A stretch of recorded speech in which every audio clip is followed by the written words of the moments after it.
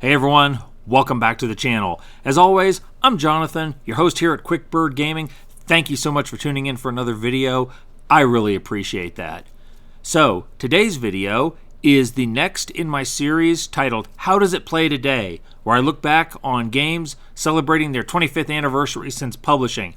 Since we're in 2025 and we're looking at games from 2000, for today's video I have chosen the game Legend of Zelda Majora's Mask.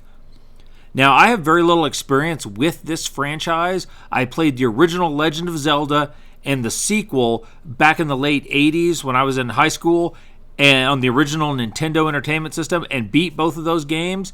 But other than that, the only other game I've played has been Phantom Hourglass.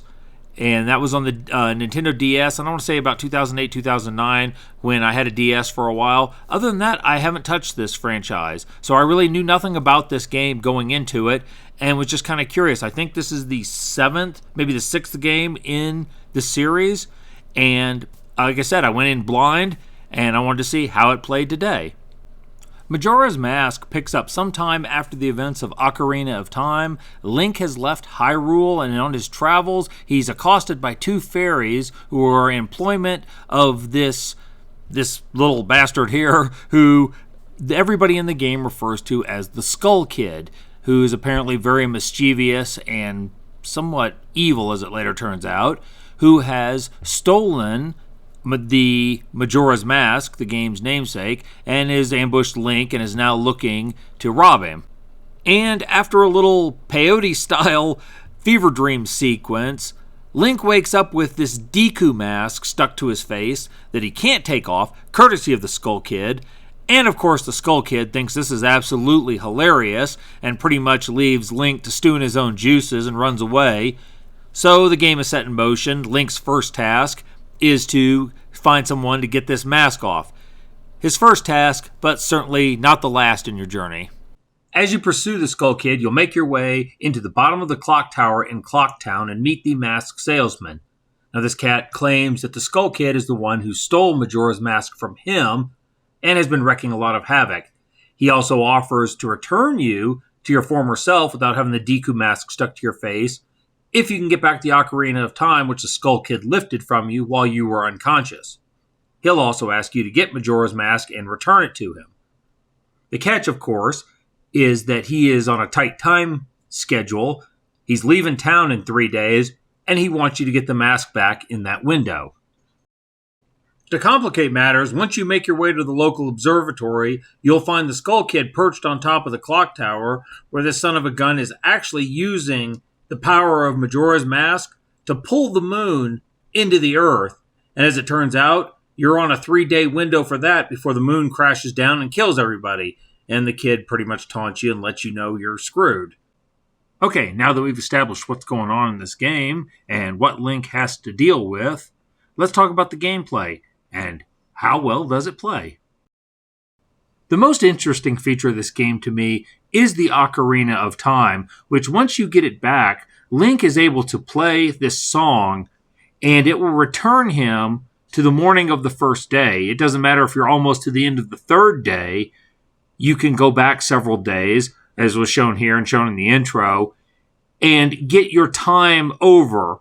Now, when you do this, you will lose all of your money, your bombs, your arrows, your disposable items, but all of your, say, quest progression, your hearts, you've gotten heart containers. I know that's a staple for The Legend of Zelda. You're going to get masks, and the masks are rather important in this game. There are multiple masks you can pick up.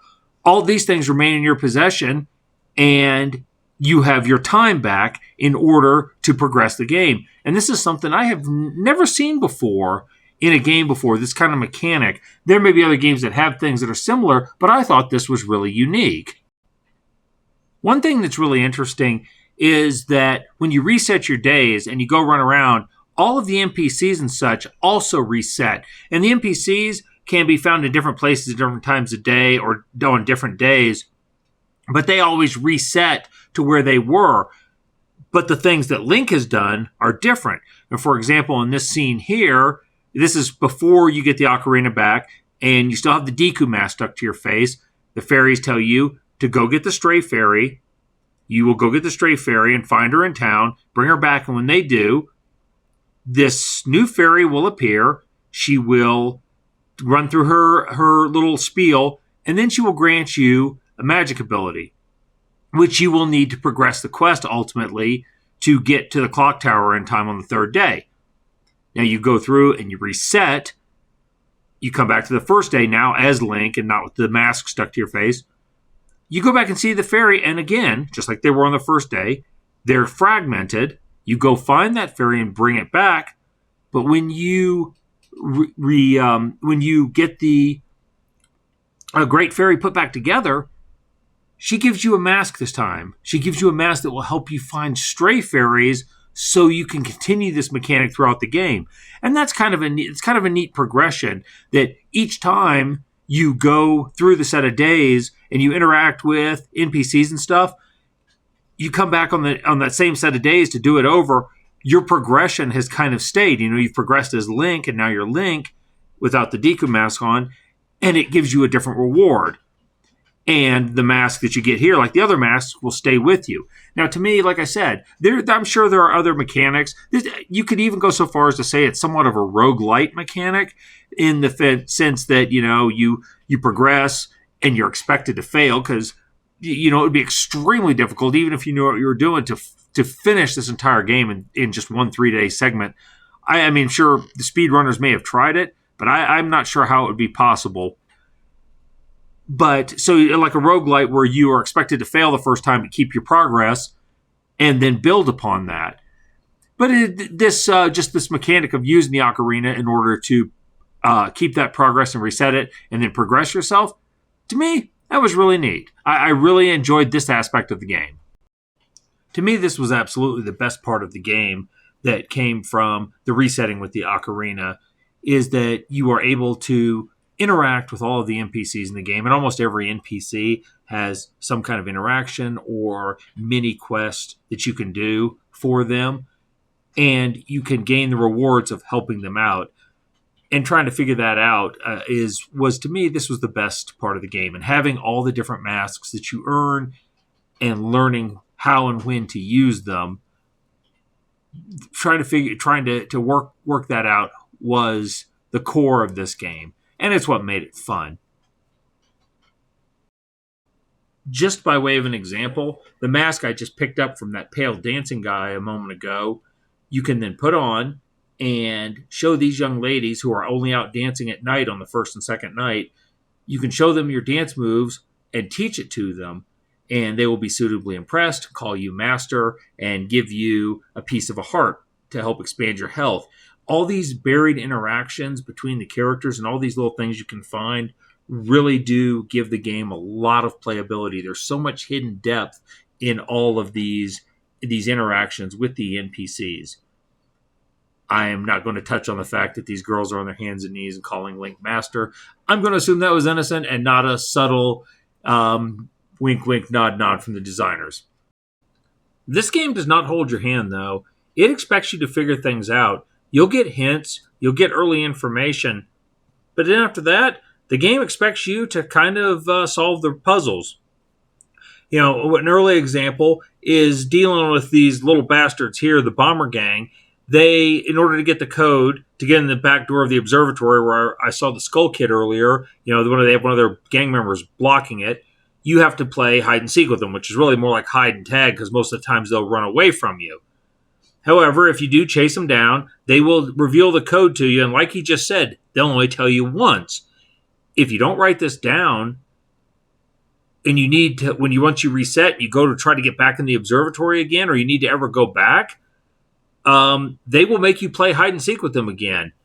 And in order to get the code revealed, I was fortunate that I was recording this, and I was able to go back and watch it because, I really don't want to chase these guys again. This is, like I said, kind of a staple of games from this era. They do expect you to be competent and expect you to pay attention. And I think for a lot of gamers who have come upon modern games where games are a lot more handholdy, you think about the infamous yellow paint that you see in Resident Evil and in Tomb Raider, although it's white, to tell you where to, in Horizon Zero Dawn, where they tell you where to climb. These things don't exist in this game. Nothing like that exists. So you are going to have to take notes or pay real close attention. You'll get your hints, but that's about it. As for the rest of the game, it's just okay. The interface is pretty bare bones. You have a button to swing, a button to dodge, a button to interact. When you start going through your screens, you have an inventory screen for kind of usable items. You have one for your masks. You have one for your equipment and status. And that's about it. They're kind of clunky and cumbersome to go through, but nothing out of the norm for this time frame. Combat is mostly uninspired. For the most part, you just run up and swing, try to avoid enemy attacks. Later, you can huck bombs or Deku nuts or use arrows for distance attacks. But even those are just kind of meh. And as so often is the case, the camera has a terrible habit of getting out of alignment. It becomes very difficult to see sometimes. And I was playing a game with a camera that was adjusted by the second stick on the pad, so muscle movement became a problem for me. But even so, it is very, very easy to get in a bad camera angle, such as this scene where you're trying to land on these platforms. It becomes very easy to miss or to overshoot because you simply can't always see what you're doing. Overall, the graphics are cheery and colorful and pretty suiting for this era. The sound and the music are okay, but I'll be honest, early in the game, the sound of listening to Deku Link run around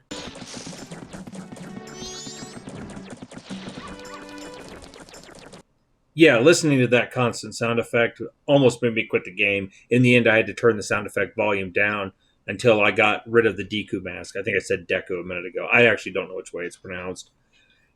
Until I got rid of that mask and Link goes back to being normal, in which case he doesn't have that little squishy footstep sound. Another thing I'll just add is that, like, to kind of tag on to what I said earlier about the game not holding your hand, some people are going to have a real hard time with this. Just the first 3 days of solving the clock tower puzzle or getting to the clock tower and getting the Deku mask off can take several tries. If you've not following a guide or you don't know what you're doing, it could take several tries before you piece all the information together. And that can be frustrating for players too, to kind of having to repeat the same early cycle of the game.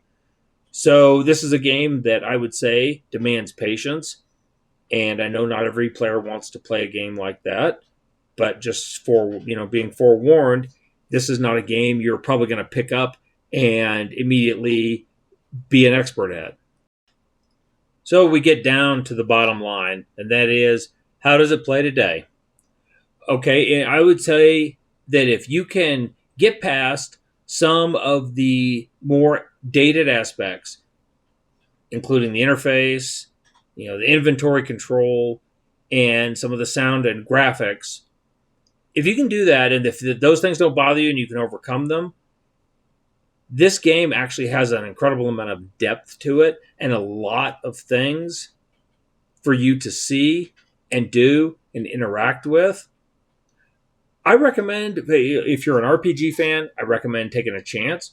If you're an action adventure, or if you like puzzle games, because, just like in this sequence here where you're trying to evade the guards to get to specific spots in this garden, there are a lot of puzzles in this game as well.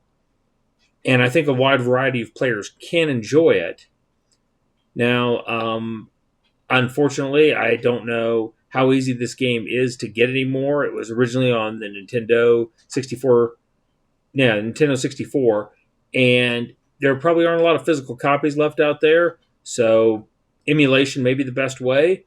But I would recommend that, like I said, if you're a Zelda fan to begin with, or if you're an RPG fan, come give this one a look. I think a lot of players, a wide variety of players, will actually enjoy it. All right, that is going to conclude this episode of How Does It Play Today? If you enjoyed this video, please consider leaving a like on it. If you enjoy the content on this channel, please consider subscribing. I always appreciate that. If you have a comment, if you're a Majora's Mask fan and you're telling me that I've got something wrong on this, leave that comment below as well. Since we are in the year 2025, as of the recording of this video, I am looking at games from the year 2000. And I have some games that I'm going to include in this series. If you have a game you'd like to see featured that was published in 2000, let me know in the comments. My next scheduled game is going to be probably a contentious one. It's not one I'm looking forward to because I know no matter how I pick the version, I'm going to pick the wrong one. But that will be a subject for the next video. In the meantime, I'm going to get out there and get back to making some videos. You all, thank you for tuning in. You all go out there and live your best lives, and you all stay gaming.